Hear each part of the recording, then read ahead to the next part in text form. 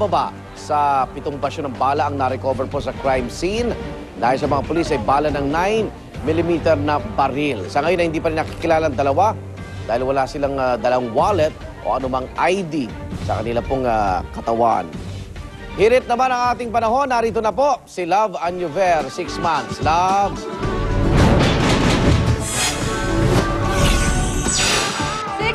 Happy morning sa iyo, Igan! At sa ating mga kasama dyan sa studio. And of course, good morning po sa ating mga kapuso. Ito na po ang hirit panahon mula po sa Pag-asa. Tuloy-tuloy pa rin po ang cold front sa Northern Luzon, mga kapuso. Ayan, ito po yung pagtataboy sa malamig na hangin, sa mainit na hangin pa. Itaas po yan, nagdudulot po yan ng ulap at ulan. Sa Mindanao naman po, tuloy-tuloy din po ang Intertropical Convergence Zone or ITCZ. Ito naman po yung hangin mula sa Northern and Southern Hemisphere. Nagsasalubog din po yan sa equator. Nagdudulot din po yan ng ulap at ulan. Kaya po ang Northern and Southern Luzon, Visayas at Mindanao, magkakaroon po ng maulap at may kalat-kalat na pag-ulan, pagkidlat at pagkulog. Ang Metro Manila naman po at nagtitirang bahagi ng ating bansa ay magkakaroon ng bahagya hanggang sa maulap na kalangitan na may pulong-pulong pag-ulan, pagkidlat at pagkulog. Ating pong sunrise, nadagdagan ng 1 minuto, 6:09 po. Ayan, medyo tanghali na at ating pong sunset, 5:27 p.m. Nadagdagan din po ng 1 minuto pa. At narito naman po mga temperature and weather conditions sa iba pang bahagi ng Pilipinas. Tandaan niyo po mga kapuso, sa kahit ano pa mang hamon ng panahon, manatiling alerto at mahinahon.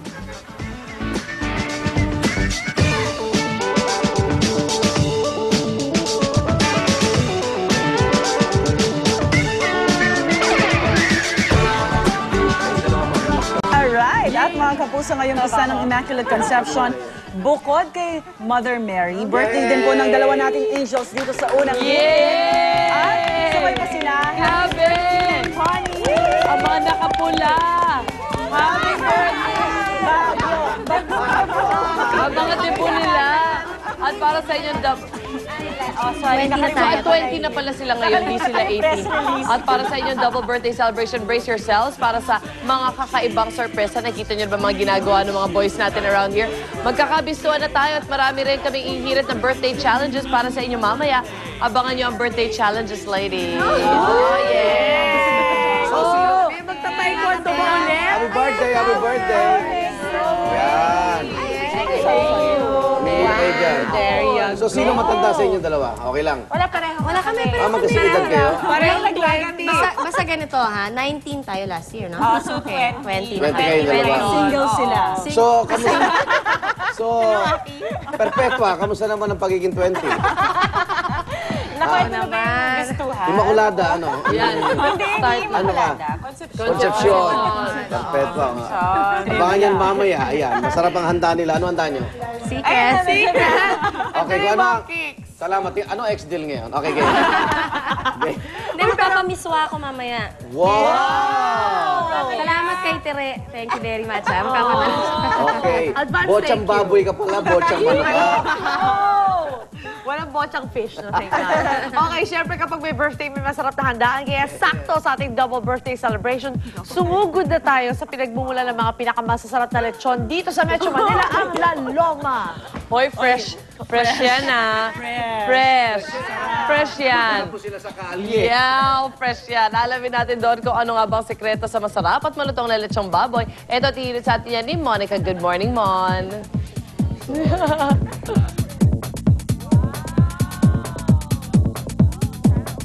Good morning, Miss Susie. Good morning, guys. Happy birthday, Pia and Connie. Nako, alam niyo bagay na bagay sa inyong event natin yan kasi pampabata to. So mamaya, try natin na magpadala sila dyan sa studio. But anyway, mga kapuso, talaga namang nakakatakam po ang umaga natin ngayon dahil nga pumunta tayo dito sa lechon, capital of the Philippines, ang La Loma City. At bilang ilang araw na nga lamang at Pasko na, nako, bagay na bagay ito dahil siguradong hindi ito mawawala sa hapagkainan natin mga Pinoy. So mamaya, alamin natin kung paano nga ba ginagawa at niluluto itong mga lechon. So ito nakikita na natin sina Kuya, noumpisahan na nila yung pagluluto. So mamaya alamin natin kung paano nila hinahanda yan. And of course, kanina nga binanggit nila na lately medyo nauuso yung mga bocha o yung mga double dead na mga baboy. So mamaya alamin natin kung paano paano ba malaman kung ang mga lechon na binibili natin ay botcha o hindi. Pero rest assured, itong mga lechon sa tabi ko, hindi po ito botcha, kaya pwede itong kainin.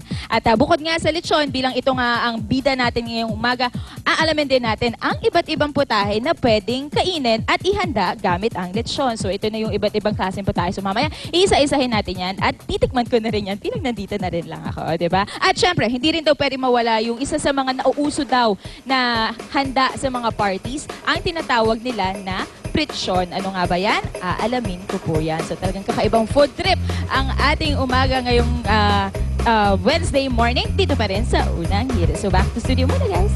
Happy birthday ulit!